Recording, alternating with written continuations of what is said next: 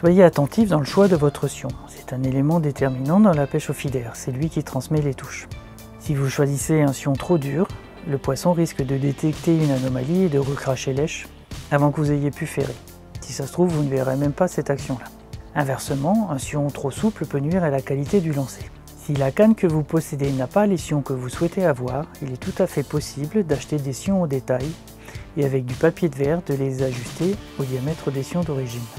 Et restez quand même raisonnable, ce n'est pas la peine de mettre des sions trop souples sur une canne dure et de mettre des sions dures sur une canne souple. Ça n'apporterait rien à l'ensemble. Une fois que vous avez déterminé la longueur de la canne, il faut choisir le sion adapté. Vous êtes nombreux à me poser des questions sur quel sion utiliser. Alors le sion dépend de la cage. Si vous utilisez une cage de 25 grammes, vous allez utiliser un sion de 1 once. Si vous utilisez une cage de 50 grammes, vous allez utiliser un sion de 2 onces. Ensuite, suivant les modèles de sion, vous en avez de toutes les tailles, de 1 demi-once à 4 ou 5 onces, voire 6 onces pour les pêches très puissantes en rivière, avec des cages de 150 à 200 grammes. Donc c'est important d'avoir le sion adapté à la cage. Si je choisis un sion dur avec une petite cage, quand je vais vouloir mettre une torsion sur le sion, j'ai beaucoup de chances de tirer sur la cage et de la déplacer de l'endroit où on veut pêcher. En essayant de tendre le nylon, pour qu'on voit les touches, on va déplacer la cage. Si j'ai un sion très fin, j'arriverai à mettre une flexion sur ce sion sans déplacer la cage au fond. Donc choisissez bien le sion en fonction de la cage que vous allez utiliser. Ensuite, vous avez des matières. Donc, il existe 2 matières, la fibre de verre et le carbone.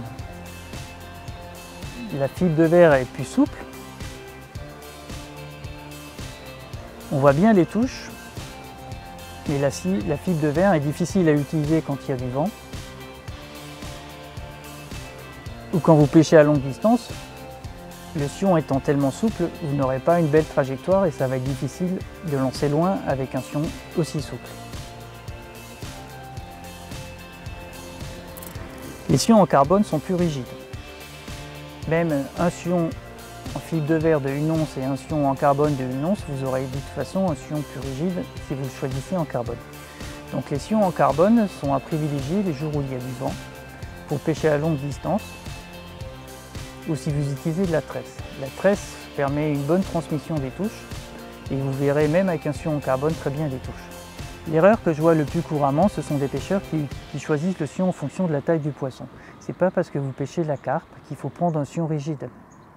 Si vous pêchez la carpe avec un méthode de 25 grammes, ça ne sert à rien de mettre un sion de 2 onces. Vous n'arriverez jamais à tendre votre nylon et vous allez déplacer le méthode au fond, ce qui va être à l'encontre du principe du méthode.